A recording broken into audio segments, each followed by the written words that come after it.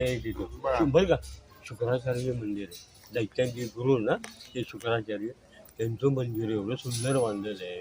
हा तिथे गेलो मी ते शुक्राचार्य. किती दिवस ट्रिप मारली ती अशी? 4-5 दिवस. 4-5 दिवसात झालं एवढं? साईबाबाला गेलो होतो, त्र्यंबकेश्वरला गेलो होतो, गाडी असल्या निवृत्तीनाथाला गेलो. निवृत्तीनाथाला मंदिर पोरगं म्हणलं आपलं बघायचं झालं. चिरंजीव आमचे म्हणजे आज जायचं नवीन मंदिर शिर्डीत गेलो. ध्यान मंदिर मध्ये बसलो. आपलं ध्यान मंदिर आहे शिर्डीच्या समोर. ध्यान मंदिर वगैरे सगळ्यांनी केले. बघ नंतर त्र्यंबकेश्वर एकदम सुंदर केलं. स्वच्छ नाहीये कुठं ह्या बाजूला उज्जैनी बाजूला काही संरक्षण नाही, काही नाही. माणसं मुंगी गदर एवढी 5-5 तास लागतात एका दर्शनाला.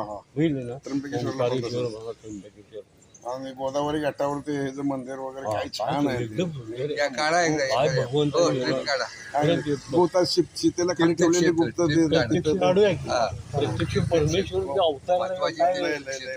ओम नमः शिवाय अवतार शंकर. काय आत गेले की तुम्हाला आवाज कुठून येतो कळत पण नाही. नुसतं 10 रुपयाचा सुद्धा कप चहाचा पेला नाही हॉटेलमध्ये. त्या माणसाने एवढी व्यवस्था केली होती बरं का. जेवण खाण नाश्ता बाहेर कुठे जायचं नाही, काही नाही. प्रत्येकाला टोप्यात एवढ्या गर्दीत माणूस विसरला तांबड्या टोप्यात दिल्या. तांबडी टोपी. तुम्हाला काय वाटतं पण जीवनामध्ये एकदा येऊन ह्या सगळ्या गोष्टी पाहाव्यात का? जीवन सार्थक होतं. पाहिलंच पाहिजे. एवढं देह दिलं या देहाला सगळं दाखवलंच पाहिजे. या देहाला नाही दाखवून का उपयोग आहे? एवढं निर्माण केले त्यांनी. एवढं त्यांनी निर्माण केले. आपण काय रोज आहेच कुकर लावते अमुक करतो हे करतो ते करतो. त्याचा प्रश्न नाही आहे. हे एवढं निर्माण त्यांनी केले. मी कुठं आहे काय आहे कुठे ह्याच्यात आहे हे पाहिलंच पाहिजे. साऊथ नॉर्थ 2 वेळा झाले सगळं. त्यांनी मनाची संकल्पना काय होते? मनाला काय शांती नाही ना. मिळते. मना शांती काय मनाचं काही विचार येत सगळं नाही, इकडे काही एकदा नाही. मन आपण हा सगळं काय इकडचं विसरून काय जातो. नाही. सगळं विसरून जातो. माझी गाडी कुठे आहे, तुम्ही माझं घर कोण आहे, काय माझं काय कोण विसरून आहे, सगळं विसरून जातो. इरफान खान विसरून जातो. मी एवढा नाश्ता सोडा गेला ओंकारेश्वरला गेलो. बघितल्यानंतर ओंकारेश्वर एवढं 5-6 मजली आणि खाली नर्मदा नदी.